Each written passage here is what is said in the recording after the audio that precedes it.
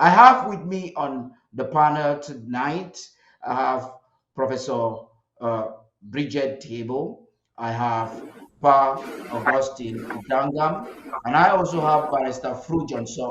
Barrister Ghana Valentine will be here. I brought these individuals tonight because they are scholars, they are legal minds, and they are probably doing some form of research that will help the international crisis group in their research and to make, perhaps if need be, they can make a better recommendation to La République of Cameroon and to the international community. Good evening and welcome, ladies and gentlemen.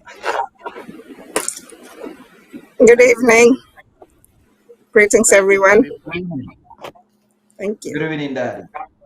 It's my very diligent pleasure to have you here this evening. I will start with a lady. I forwarded that document to all of you yesterday, and I'm sure you would have perused. And as a diligent professor that I know, um, you may have a word or two to say about it. Barrister Fru, you're welcome too. Please, Thank you. Thank you. Professor Teboh, maybe you should take the lead. You've read that document. What do you have to say about it? I'm talking about the Um, historical bearing of that recommendation. well, again, good evening, everyone. Good evening, Barrister Fru Pandangam. Glad to see you.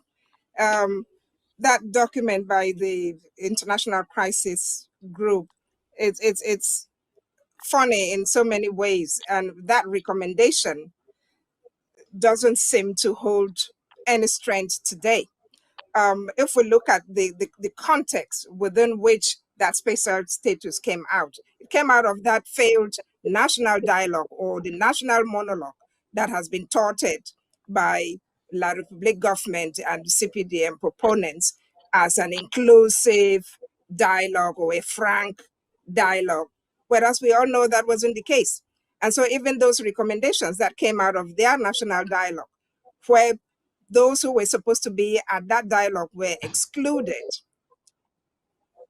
They cannot even maintain the special status because since 2019 up till today, what was even proposed in terms of taking special measures to create equality, in English language or French language or national life or reinforce autonomy of decentralized regions. Nothing has been decentralized. Our leaders that you mentioned earlier are still in jail. So what are they talking about? How can we revisit something that doesn't even make sense?